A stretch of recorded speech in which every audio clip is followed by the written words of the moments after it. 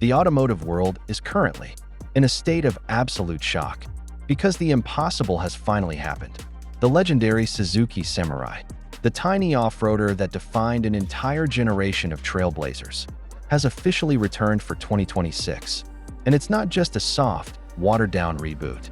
This is a visceral, mechanical punch to the face of modern, bloated SUVs. While brands like Jeep and Ford have been busy packing their rigs with enough complex technology to launch a rocket, Suzuki has doubled down on the philosophy that made the original a cult classic. They've kept the weight low, the footprint small, and the soul pure. But there is one massive, hidden flaw lurking in the engineering of this new Samurai that could either make it the greatest off-roader of the decade or lead to a catastrophic public relations disaster for the brand. And we are going to expose that dark secret right at the end of this video. When you first lay eyes on the 2026 Samurai, you realize immediately that Suzuki didn't just copy their homework. They redefined the genre. It retains that iconic, boxy silhouette that collectors have been obsessing over for years. But it's been sharpened with an aggressive, vertical slat grille and piercing, round LED headlights that look like they're staring down the trail ahead.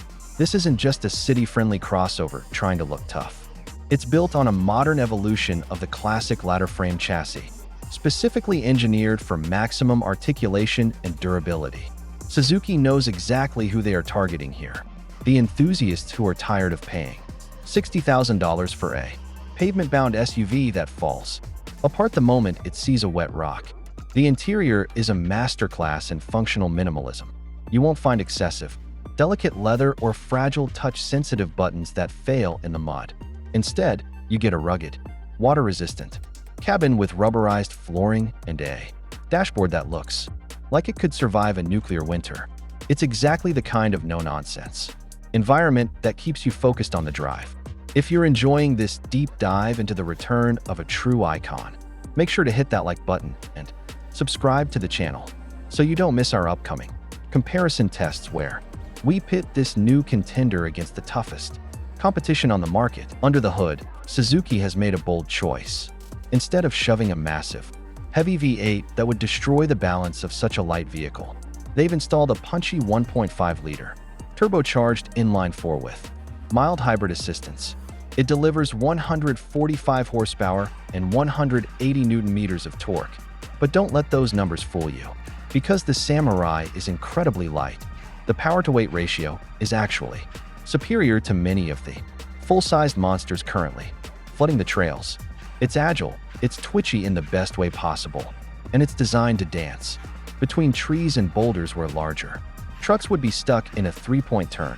The suspension travel is nothing short of miraculous for a vehicle in this size class, providing the kind of confidence you usually only get from heavily modified aftermarket builds. This car isn't designed for a sterile commute to the office. It's designed to be pushed to its limits. But let's address the elephant in the room.